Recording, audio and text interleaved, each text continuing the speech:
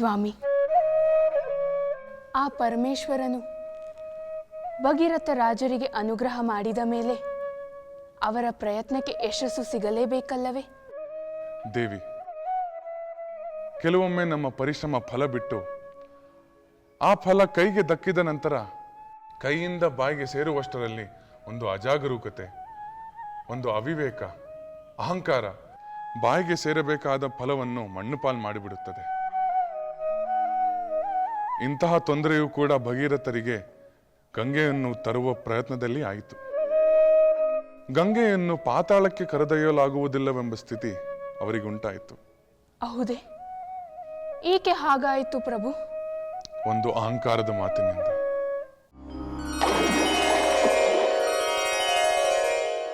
ಪಿತಾಮಹ, ನಮೋ ನಮಃ. ಶುಭಮಸ್ತು. ಗಂಗೆ, ನಿನ್ನ ಪ್ರಯಾಣ ಶುಭಕರವಾಗಿರಲಿ. ಪ್ರಯಾಣ? ಯಾವ ಪ್ರಯಾಣದ ಬಗ್ಗೆ ನೀವು ಹೇಳುತ್ತಿರುವಿರಿ? ದೇವಲೋಕದಿಂದ ಭೂಲೋಕದ ಕಡೆಗೆ. ರಾಜ ಭಗೀರಥನ ತಪಸ್ಸನ್ನು ಮೆಚ್ಚಿ ಆತನನ್ನು ಅನುಸರಿಸಿ ಪಾತಾಳಕ್ಕೆ ಹೋಗುವ ಮಾತು ಕೊಟ್ಟಿರುವೆಯಲ್ಲ? ನಿಜ ಬ್ರಹ್ಮದೇವ. ಆದರೆ ನನ್ನ ಶಕ್ತಿಯನ್ನು ತಡೆಯಲು ಭೂಲೋಕದಲ್ಲಿ ವ್ಯವಸ್ಥೆಯಾದರೆ ಮಾತ್ರ ನಾನು ಭೂಲೋಕಕ್ಕೆ ಬರುತ್ತೇನೆಂದು ಭಗೀರಥನಿಗೆ ಹೇಳಿರುವೆ. ಭೂಲೋಕದಲ್ಲಿ ನನ್ನ ಶಕ್ತಿಯನ್ನು ತಡೆಯುವವರು ಯಾರಾದರೂ ಇರಲು ಸಾಧ್ಯವೇ? ಭೂಲೋಕದಲ್ಲಿಲ್ಲದಿದ್ದರೇನು ಕೈಲಾಸದಲ್ಲಿರಬಾರದೆ?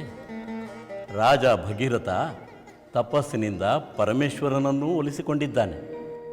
ಆ ಪರಮೇಶ್ವರ ನಿನ್ನನ್ನು ಭೂಲೋಕದಲ್ಲಿ ತಡೆಯುತ್ತೇನೆ ಎಂದು ರಾಜ ಭಗೀರಥನಿಗೆ ಮಾತನ್ನಿತ್ತಿದ್ದಾನೆ. ಇನ್ನೇನು, ಭಗೀರಥ ನಿನ್ನನ್ನು ಭೂಮಿಗೆ ಆಹ್ವಾನಿಸುವುದು ಒಂದೇ ಉಳಿದಿದೆ. ಅದಕ್ಕಾಗಿ ನಿನ್ನ ಪ್ರಯಾಣ ಶುಭವಾಗಿರಲಿ ಎಂದೆ. ಪಿತಾಮಹ, ದೇವಲೋಕದಿಂದ ಧುಮ್ಮಿಕ್ಕುವ ನನ್ನನ್ನು ತಡೆಯಲು ಪರಮೇಶ್ವರನು ನಿಂತರೆ ನಾನು ಅವರನ್ನೂ ಸಹ ಲೆಕ್ಕಿಸದೆ ಪಾತಾಳಕ್ಕೆ ಸೆಳೆದೊಯ್ದು ಬಿಡುತ್ತೇನೆ. ನಾರಾಯಣ ನಾರಾಯಣ, ಎಂತಹ ಮಾತನ್ನು ಕೇಳಿದೆ. ಪಿತಾಮಹ, ನಾನಿನ್ನು ಬರುತ್ತೇನೆ. ನಾರದ ಮುನೀಂದ್ರ, ನಮೋ ನಮಃ. ಸುಜ್ಞಾನ ಪ್ರಾಪ್ತಿರಸ್ತು. ಇದೇನು ನಾರದರೆ, ನನಗೆ ಸುಜ್ಞಾನ ಸಿಗಲಿ ಎನ್ನುತ್ತಿರುವಿರಿ? ಹರಿಪಾದೋದ್ಭವಿಯಾದ ನನಗೆ ಯಾವ ಜ್ಞಾನದ ಅವಶ್ಯಕತೆ ಇದೆ? ಯಾರಿಗೆ ಯಾವಾಗ ಯಾವ ಜ್ಞಾನದ ಅವಶ್ಯಕತೆ ಇದೆ ಎಂಬುದು ಆ ಶ್ರೀಹರಿಯೇ ಬಲ್ಲ. ಸರಿ, ಹಾಗಾದರೆ ಶ್ರೀಹರಿಯಿಂದಲೇ ನಾನು ಎಲ್ಲವನ್ನೂ ತಿಳಿದುಕೊಳ್ಳುತ್ತೇನೆ. ಹರಿಹರ ಬ್ರಹ್ಮಾದಿಗಳು ಇರುವುದು ತಿಳಿಯದವರಿಗೆ ತಿಳಿಸುವುದಕ್ಕೆ, ಕಲಿಯದವರಿಗೆ ಕಲಿಸುವುದಕ್ಕೆ. ಪುತ್ರ ನಾರದ, ಯಾವ ಹೊಸ ಕತೆಗೆ ನಾಂದಿ ಹಾಡುತ್ತಿರುವೆ? ತಂದೆಯೇ, ನಮೋ ನಮಃ. ತಮಗೆ ತಿಳಿಯದ್ದೇನಿದೆ? ಮುಂದೆ ನಡೆಯುವುದೆಲ್ಲವೂ ನಾರಾಯಣ ನಾರಾಯಣ. ಸ್ವಾಮಿ, ದೇವರ್ಷಿ ನಾರದರ ಪ್ರವೇಶವಾದ ಮೇಲೆ ಇನ್ನು ಹೊಸ ವಿಷಯ ಶುರುವಾಗಲೇಬೇಕಲ್ಲವೇ? ಹೌದು ದೇವಿ. ದೇವರ್ಷಿ ನಾರದರು ಯಾರ ವರ್ತನೆಗೆ ಯಾವ ಪರಿಣಾಮ ಉಂಟಾದರೆ ಒಳ್ಳೆಯದಾಗುತ್ತದೆ ಎಂದು ಚೆನ್ನಾಗಿ ಬಲ್ಲವರು. ಅದಕ್ಕಾಗಿ ಸಜ್ಜನರ ಕಾರ್ಯಕ್ಕೆ ಒಳ್ಳೆಯ ಪ್ರತಿಫಲವನ್ನು, ದುರ್ಜನರ ದುರುದ್ದೇಶಕ್ಕೆ ಕೆಟ್ಟ ಪ್ರತಿಫಲವನ್ನು ಉಂಟಾಗಿಸಲು ಅವರು ಸಂವಾದಿಯಾಗುತ್ತಾರೆ. ಯಾರಿಂದ ಯಾರಿಗೆ ಯಾವ ಪಾಠವನ್ನು ಹೇಳಿಸಬೇಕೋ ಅದನ್ನು ಹೇಳಿಸಲು ಲೋಕ ಸಂಚಾರವನ್ನು ಮಾಡುತ್ತಾರೆ. ಹಾಗಾದರೆ ಗಂಗಾದೇವಿಯು ತನ್ನ ಶಕ್ತಿಯಿಂದ ಪರಶಿವನನ್ನೇ ಕೊಚ್ಚಿಕೊಂಡು ಹೋಗುತ್ತೇನೆ ಎಂಬ ಅಹಂಭಾವದ ಮಾತಿಗೆ ನಾರದರು ಸುಮ್ಮನಿದ್ದರೆ? ದೇವಿ, ಸುಮ್ಮನೆ ಇದ್ದರೆ ಅವರು ನಾರದರು ಹೇಗೆ ಆಗುತ್ತಾರೆ? ಗಂಗೆಯು ಆಡಿದ ಅಹಂಭಾವದ ಮಾತುಗಳಿಗೆ ತಕ್ಕ ಪಾಠವನ್ನು ಕಲಿಸಬೇಕು ಎಂದು ವ್ಯವಸ್ಥೆಗಳು ಮಾಡಬೇಕಲ್ಲವೇ? ಅದಕ್ಕಾಗಿ ಅವರು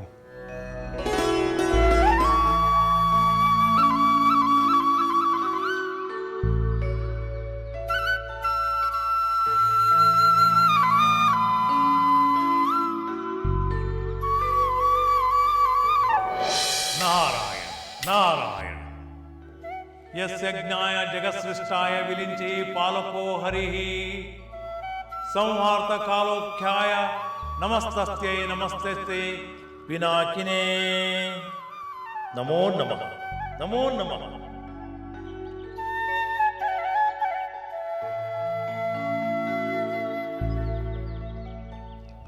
ಬ್ರಹ್ಮ ಮಾನಸ ಪುತ್ರ, ಬ್ರಹ್ಮಾಂಡವನ್ನೆಲ್ಲ ಸಂಚರಿಸಿ ಯಾವ ವಿಷಯವನ್ನು ತಿಳಿಸಲು ಇಲ್ಲಿ ಬಂದಿರುವೆ?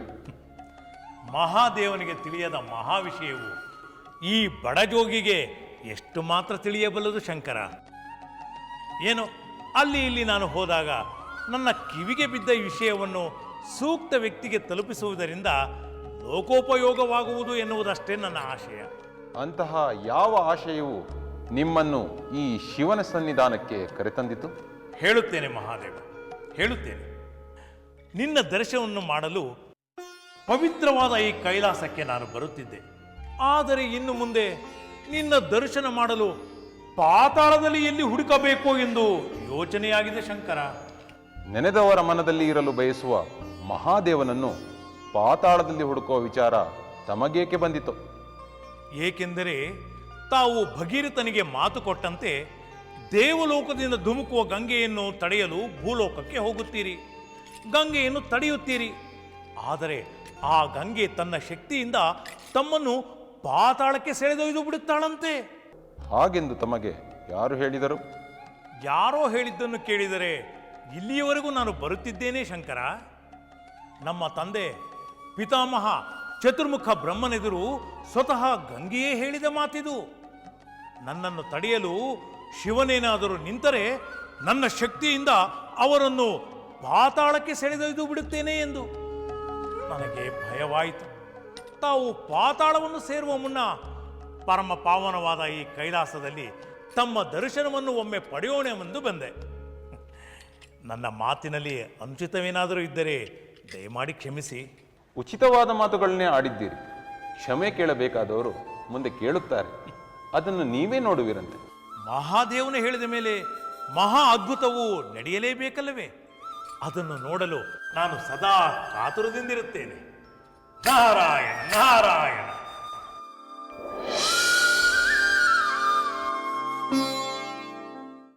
ದೇವಿ, ನಾರದರು ಶಿವನಿಗೆ ಗಂಗೆಯು ಆಡಿದ ಅಹಂಭಾವದ ಮಾತುಗಳನ್ನು ಹೇಳಿದ ನಂತರ ಶಿವನ ಮನದಲ್ಲಿ ನಿರ್ಧಾರವೊಂದು ದೃಢವಾಯಿತು. ಇತ್ತ ಭಗೀರಥರು ಶಿವನನ್ನು ಭೂಲೋಕಕ್ಕೆ ಆಹ್ವಾನಿಸಿ ದೇವಲೋಕದಿಂದ ಗಂಗೆಗೆ ಭೂಲೋಕಕ್ಕೆ ಬರಲು ಮನವಿ ಮಾಡಲು. ಆಗ ಏನಾಯ್ತು ಸ್ವಾಮಿ? ಹೇಳುತ್ತೇನೆ ದೇವಿ. ಶಿವನು ಭಗೀರಥರ ಕೋರಿಕೆಯಂತೆ ಭೂಲೋಕದಲ್ಲಿ ಗಂಗೆಯ ಆಗಮನಕ್ಕಾಗಿ ನಿರೀಕ್ಷಿಸುತ್ತಾ ನಿಂತ. ಗಂಗೆಯು ದೇವಲೋಕದಿಂದ ಭೂಲೋಕಕ್ಕೆ ಧುಮುಕತೊಡಗಿದಳು. ಗಂಗೆಯ ಅಹಂಭಾವವನ್ನು ಅಡಗಿಸಲು ಶಿವನು ತನ್ನ ಜಟೆಯಲ್ಲಿ ಅವಳನ್ನು ಬಂಧಿಸಿ ಕೈಲಾಸಕ್ಕೆ ಹೊರಟು ಬಿಟ್ಟ.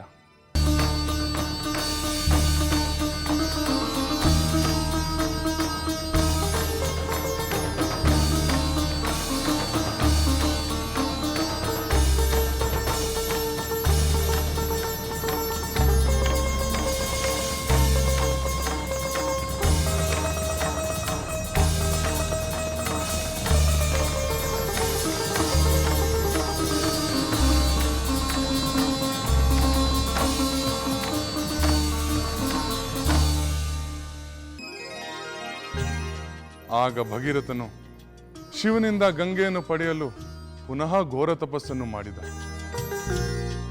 ಶಿವನು ಮತ್ತೊಮ್ಮೆ ಪ್ರತ್ಯಕ್ಷನಾಗಿ ತನ್ನ ಜಟೆಯಲ್ಲಿದ್ದ ಗಂಗೆಯ ಧಾರೆಯೊಂದನ್ನು ಮಾತ್ರ ಆಚೆಗೆ ಬಿಟ್ಟ. ಆ ಭಗೀರಥ ಮಹಾರಾಜರು ಆ ಗಂಗೆಯನ್ನು ಕರೆದುಕೊಂಡು ಹೊರಟ.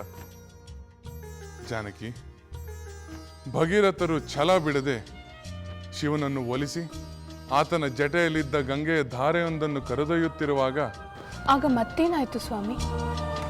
ಮತ್ತೆ ಗಂಗೆಯನ್ನು ಕಳೆದುಕೊಳ್ಳುವಂತಹ ಅನಿರೀಕ್ಷತೆ ಆಪತ್ತು ಅವರಿಗೆ ಎದುರಾಯಿತು. ಭಗೀರಥರು ಗಂಗೆಯನ್ನು ಪಾತಾಳಕ್ಕೆ ಕರೆದುಕೊಂಡು ಹೋಗುತ್ತಿರುವ ಮಾರ್ಗದಲ್ಲಿ ಜುಹ್ನು ಮಹರ್ಷಿಗಳ ಆಶ್ರಮವಿತ್ತು. ಭಗೀರಥರ ಹಿಂದೆ ಸಾಗುತ್ತಿದ್ದ ಗಂಗೆಯು ಆ ಆಶ್ರಮವನ್ನು ಮುಳುಗಿಸಿ ಬಿಟ್ಟಳು. ಅದರಿಂದ ಕ್ರೋಧಗೊಂಡ ಮಹರ್ಷಿಗಳು ಗಂಗೆಯನ್ನು ನುಂಗಿಬಿಟ್ಟರು. ಮತ್ತೆ ಗಂಗೆ ಕಣ್ಮರೆ ಆದದನ್ನು ಕಂಡು ಕಂಗಾಲಾಗಿ ಮಹರ್ಷಿಯರನ್ನು ಪ್ರಾರ್ಥಿಸಿದರು.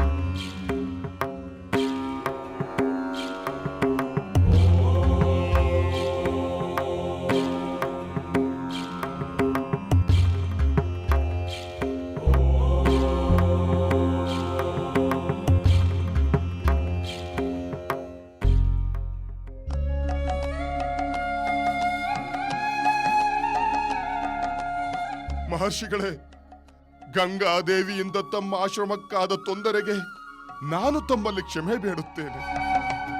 ನಾನು ಹಿಡಿದಿರುವ ಕಾರ್ಯ ಪೂರೈಸಿದ ಮೇಲೆ ತಮಗಾಗಿ ನೂತನ ಆಶ್ರಮವನ್ನು ನಿರ್ಮಿಸುವ ಪುಣ್ಯ ನನ್ನದಾಗಲಿ.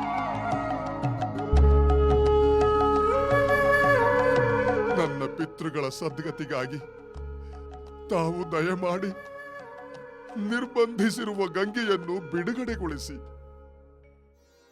ಪಿತೃಗಳ ಸದ್ಗತಿಗಾಗಿ ಹೂಡಿರುವ ನನ್ನ ಕಾರ್ಯವನ್ನು ಸಫಲಗೊಳಿಸಿ ಮಹರ್ಷಿಗಳೇ, ಸಫಲಗೊಳಿಸಿ. ರಾಜ ಭಗೀರಥ, ಎದ್ದೇಳು.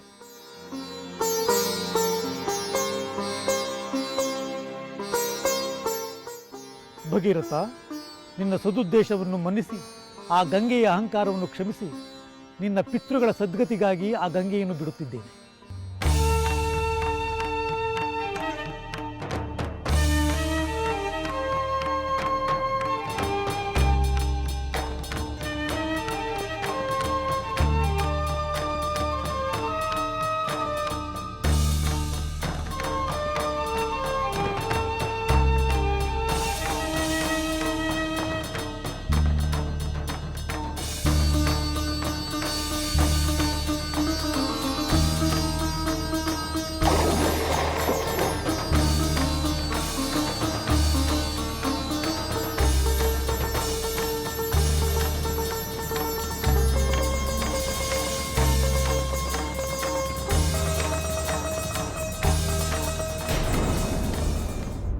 ಸ್ವಾಮಿ, ಅಂತೂ ಭಗೀರಥ ರಾಜರು ತಮ್ಮ ಹಿರಿಯರಿಗೆ ಸದ್ಗತಿ ಸಿಗಲು ಎಷ್ಟೇ ಅಡ್ಡಿ ಆತಂಕ ಎದುರಾದರೂ ಛಲವನ್ನು ಬಿಡದೆ ಕಡೆಗೂ ಗಂಗೆಯನ್ನು ದೇವಲೋಕದಿಂದ ಪಾತಾಳದವರೆಗೂ ಹರಿಯುವಂತೆ ಮಾಡುವುದರಲ್ಲಿ ಯಶಸ್ವಿಯಾಗಿದ್ದು ಲೋಕದ ಅದ್ಭುತಗಳಲ್ಲಿ ಒಂದಲ್ಲವೇ?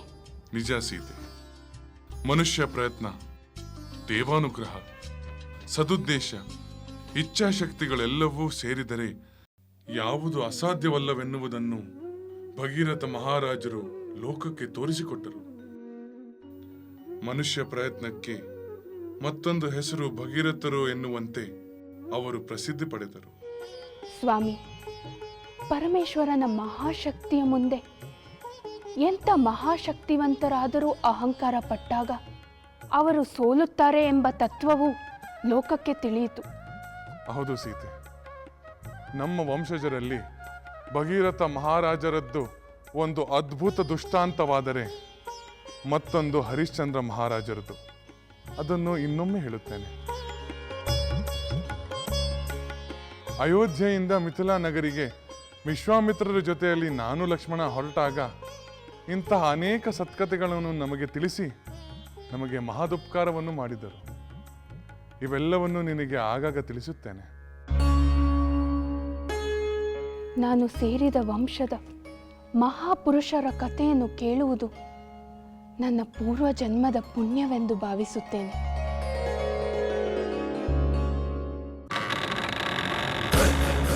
ಜಯ ಜಯ ಲಂಕಾಧೀಶ್ವರ, ಜಯ ಜಯ ರಾವಣೇಶ್ವರ. ಲಂಕಾದ್ವಾರ ರಕ್ಷಕಿ ಲಂಕಿಣಿ, ನಾನು ಇಲ್ಲಿಂದ ತೆರಳುವಾಗಲೆಲ್ಲ ನೀನು ಜೈಕಾರ ಹಾಕುವುದು ಕೇವಲ ಅಭ್ಯಾಸ ಬಲದಿಂದಲೋ ಅಥವಾ ನಿಜವಾಗಲೂ ಈ ರಾವಣ ಜಯಶಾಲಿಯಾಗುತ್ತಾನೆ ಎಂಬ ನಂಬಿಕೆಯಿಂದಲೋ? ಮಹಾಪ್ರಭು, ಅಂದು ನಿಮ್ಮ ಕುಲ ಸಹೋದರ ಧನಬಲ ಪರಾಕ್ರಮ ಕುಬೇರನನ್ನೇ ಸೋತು ಶರಣಾಗುವಂತೆ ಮಾಡಿದ್ದಕ್ಕೆ ಅಂದೇ ನಿಮ್ಮನ್ನು ಗೆಲ್ಲುವವರು ತ್ರಿಭುವನದಲ್ಲಿ ಯಾರೂ ಇಲ್ಲವೆಂದು ತೀರ್ಮಾನಿಸಿಬಿಟ್ಟೆ. ಅಂದು ನಿಮ್ಮ ಮೇಲೆ ನನಗೆ ಹುಟ್ಟಿದ್ದ ಆ ವಿಶ್ವಾಸ ಇಂದೂ ಹೋಗಿಲ್ಲ, ಇನ್ನೆಂದೂ ಹೋಗುವುದಿಲ್ಲ. ಭಲೇ ಲಂಕಿಣಿ, ಭಲೇ.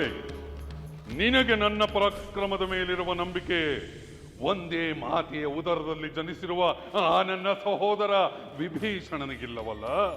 ಪ್ರಭು, ನಿಮ್ಮ ಪರಾಕ್ರಮದ ಬಗ್ಗೆ ನಿಮ್ಮ ಸಹೋದರ ವಿಭೀಷಣನಿಗೆ ಅಪನಂಬಿಕೆಯೇ? ನನಗೆ ನಂಬಲು ಸಾಧ್ಯವಿಲ್ಲ.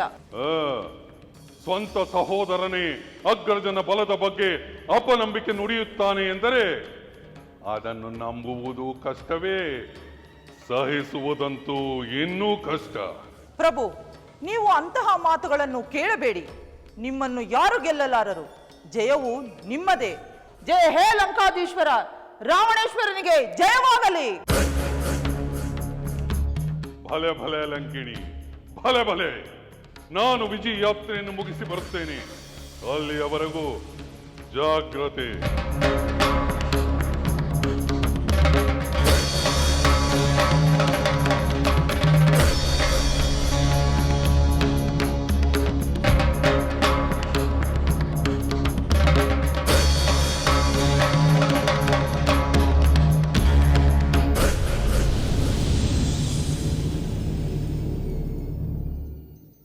ನನ್ನ ಮನಸ್ಸಿಗೆ ಆನಂದವನ್ನು ಉಂಟು ಮಾಡಿದ ಈ ಅಭ್ಯಾಸವು ತಮಗೂ ಆನಂದವನ್ನು ತಂದಿದೆ ಎಂದರೆ ನನ್ನ ಈ ಅಭ್ಯಾಸವು ಎಂಥ ಉತ್ತಮವಾದದ್ದು ಅಲ್ಲವೇ? ತಾವು ಯಾವಾಗ ಬಂದಿರಿ? ಸೂರ್ಯ ಮುಳುಗುವ ಮುನ್ನವೇ ಬಂದೆ. ಈಗ ಚಂದ್ರೋದಯವಾಗಿದೆ.